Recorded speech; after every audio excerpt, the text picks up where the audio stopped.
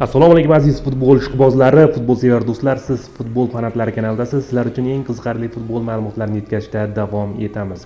Demak, bugungi videomiz mavzusi Abduqodir Husanov karyerasi haqida.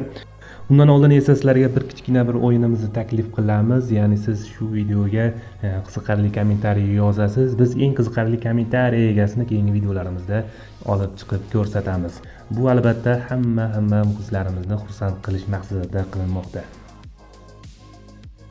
Abduqodir Husanov Hikmatjon o'g'li 2004-yil 29-fevralda Toshkentda tug'ilgan. U bolaligidan futbolga qiziqqan va juda erta yoshligidan mashg'ulotlarni boshlagan. U futbolchi sifatida shakllanishda Toshkentdagi Bunyodkor akademiyasi muhim rol o'ynagan. Bu yerda u intizom, himoyachi uchun zarur bo'lgan texnika, tezlik va jismoniy kuchni rivojlantirgan.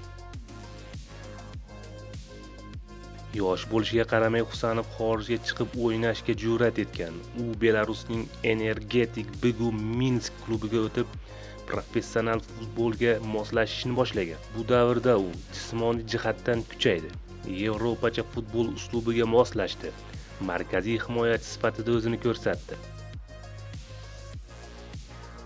Keyingi muhim bosqich Fransiyaning Lens klubi. Bu jamoada u ancha yuqori darajada o'ynay boshladi. Lensda asosiy tarkibga yaqinlashdi. Kuchli raqiblarga qarshi o'ynash tajribasini orttirdi. Tezlik, kuchlik, pressing va to'p olib qo'yish qobiliyati bilan e'tibor qozondi. Aynan shu davrda u Yevropaning yirik klublari skautlari nazariga tushdi. 2025-yil boshida Abduqodir Husanov Angliyaning Manchester City klubiga o'tdi.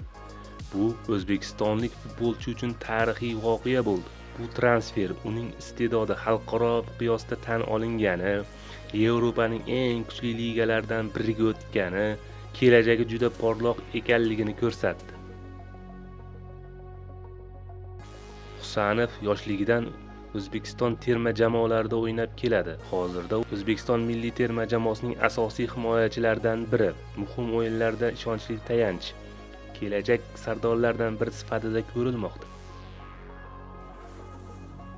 Markaziy himoyachi, tezkor va kuchli, havoda duelda yaxshi, pressing va pozitsion himoyada ishonchli, yoshi bo'lishiga qaramay sovuqqon.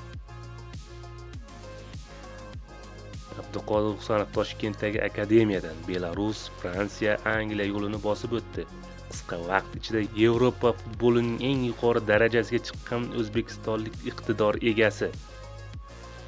Hurmatli futbol ishqibozlari, keyingi videolarimizda qaysi mashhur futbolchi haqida video qilishimizni xohlasangiz kommentariya bo'limiga yozib qoldiring. Sizning fikringiz biz uchun muhim ahamiyatga ega. Do'stlar, bizning imkoniyatlarimiz sizlarga ma'qul kelayotgan bo'lsa, videolarimizga like bosing, kanalimizga obuna bo'ling va bizni qo'llab-quvvatlang. Omad siz va bizni aslo tark etmasin.